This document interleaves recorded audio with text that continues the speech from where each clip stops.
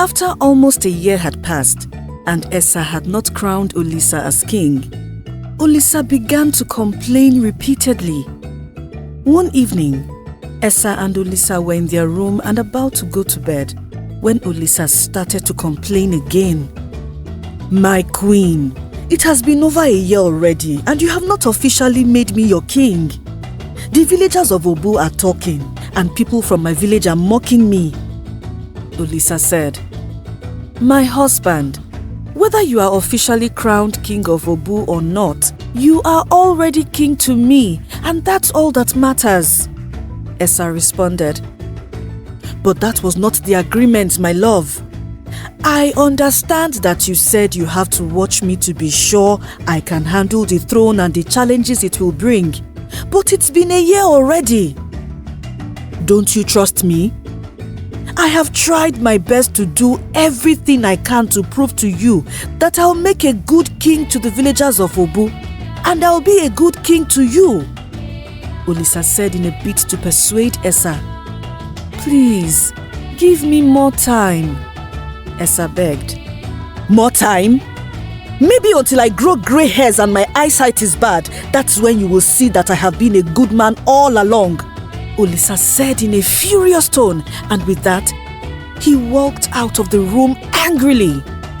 After Olisa left Esa in the room, she could not stop thinking about everything Olisa had said that night. Although she still wanted to watch and observe Olisa's character and lifestyle, she knew that Olisa was right about the villagers gossiping. In the past year, several gossips from the villagers of Obu and Abo had reached Esa, but she turned a deaf ear to all of them. The following day, as soon as Esa woke up, she sent word to her elders that they would all have a meeting later in the day. Esa wanted to tell her elders that she was finally ready to crown Olisa as king of Obu. When she told them that afternoon, some elders just listened to her because they knew they could not say anything to stop Esa from going ahead with her plans. "Queen Esa, may the gods give you a long life so you can continue to rule us," one of the elders greeted Esa. "My queen, I understand that you want to crown Olisa, your husband, king of Obu. But knowing that he used to be a warrior from a rival village, don't you think it's too soon? Crowning him king is not something you are supposed to do in a hurry," the elder said. "Thank you, elder. But it's been 1 year since I've known Olisa, and I can boldly say that he is a good man and will make a good king. I have decided to crown Olisa as king in 2 days. So I called you here to send word to every villager of Obu and Dabo to be here for the king's coronation," Esa said. Knowing that some elders would try to argue again, she stood up from her throne and left without saying another word. On the day of the coronation, just as Esa had demanded, both the villagers of Obu and the villagers of Abo were all in the queen's palace to witness the coronation of King Olisa. Immediately after Olisa was crowned king by the kingmaker, all the villagers jubilated and celebrated their new king.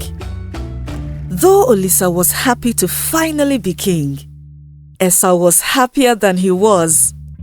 She loved that she would finally have a king sit next to her all the time, and she envisioned that they would rule the village of Obu together until their old age.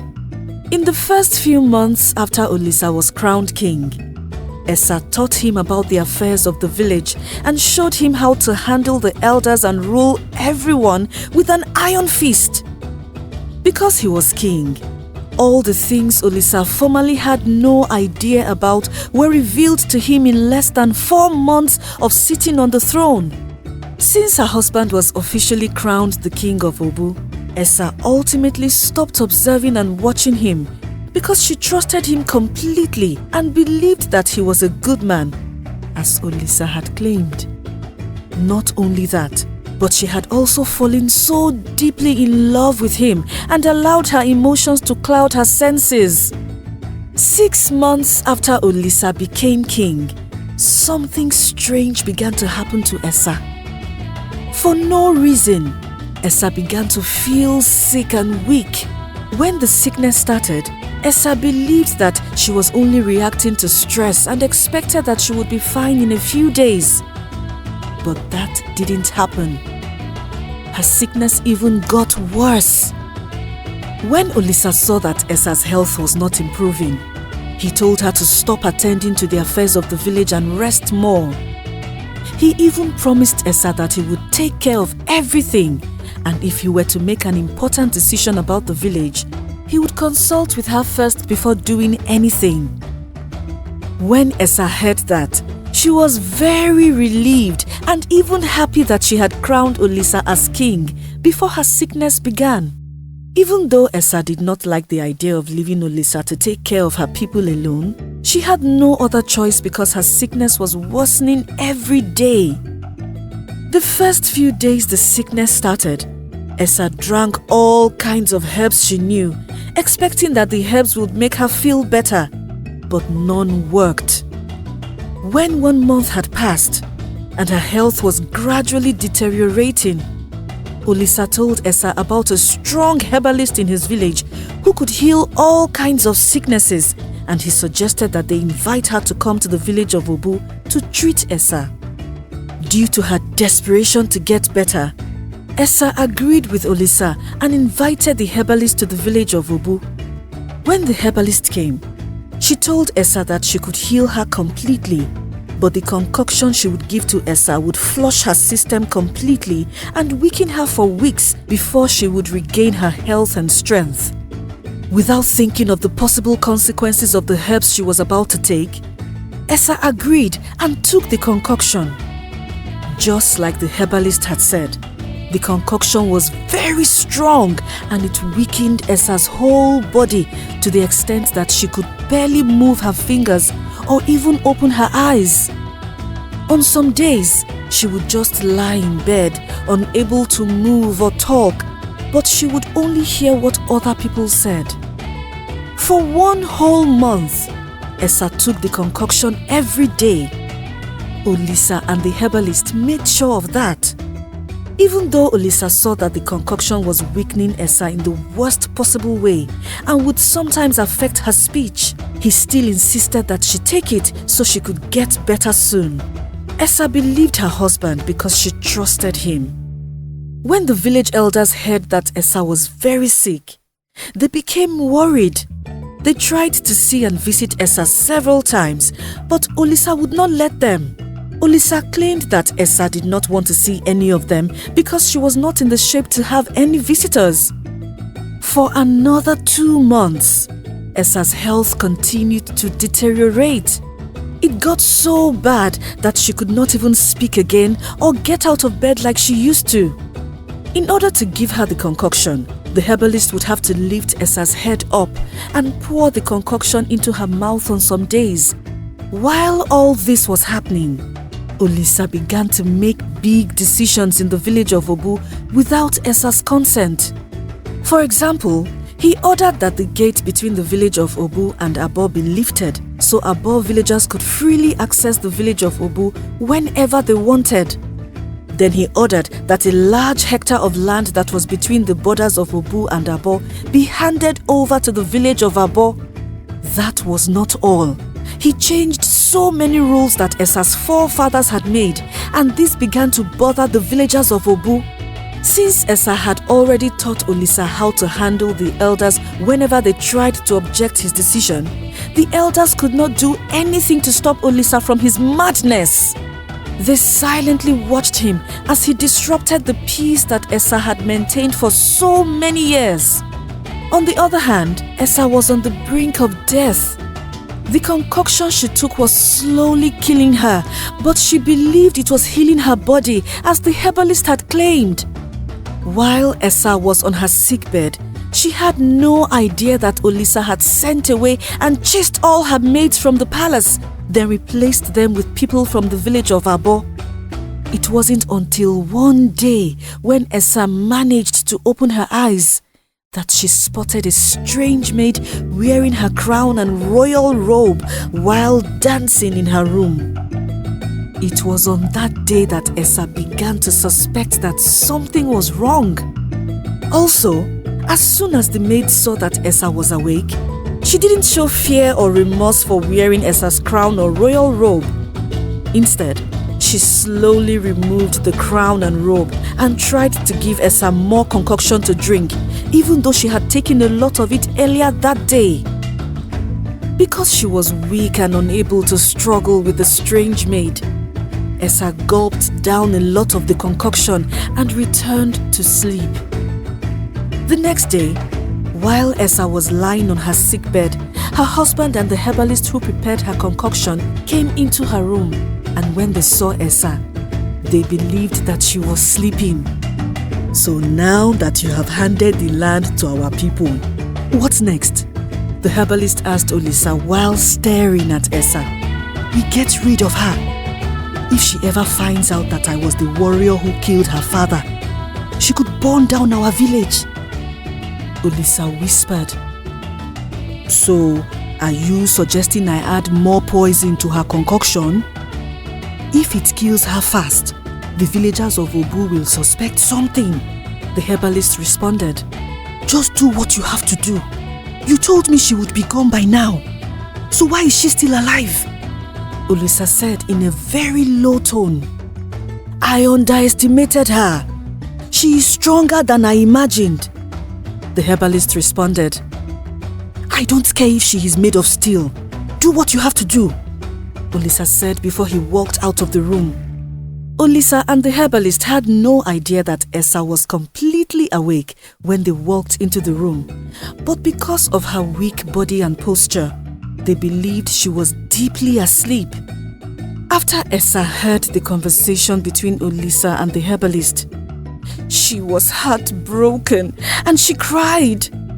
She could not believe that Olisa had been pretending all along to love her and he was responsible for her sudden sickness.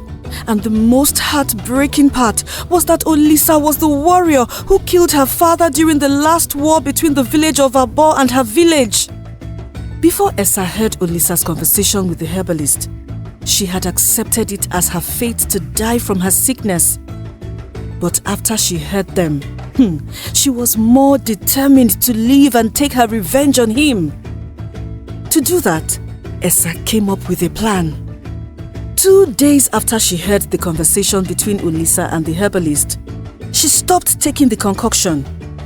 Out of frustration, the herbalist and the maids notified Olisa about it, and when Olisa came to inquire why she hadn't taken her medicine, Esa said, "My husband, I don't think there is a need for me to continue taking the concoction.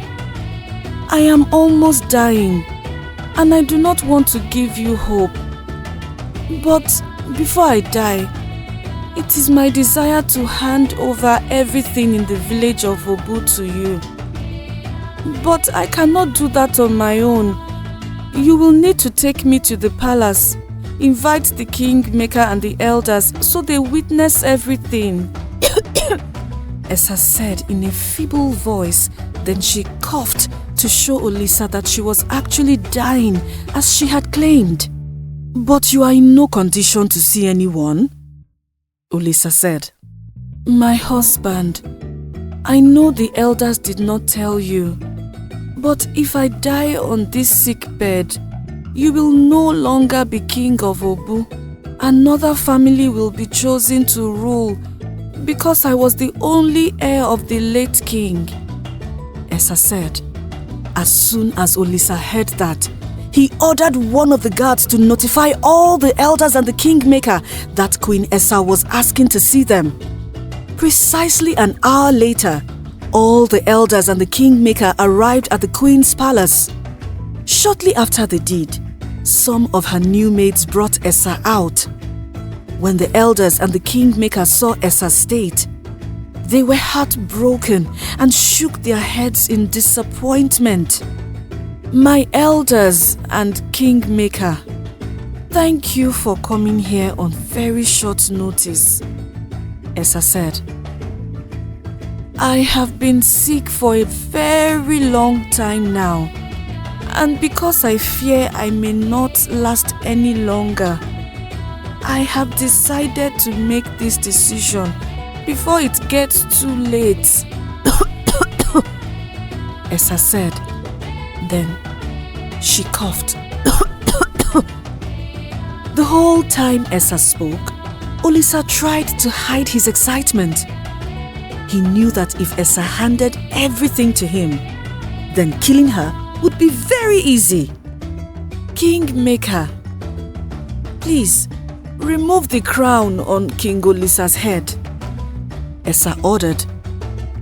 But my queen, you know that if I remove his crown, it means I have dethroned. Do as she says now!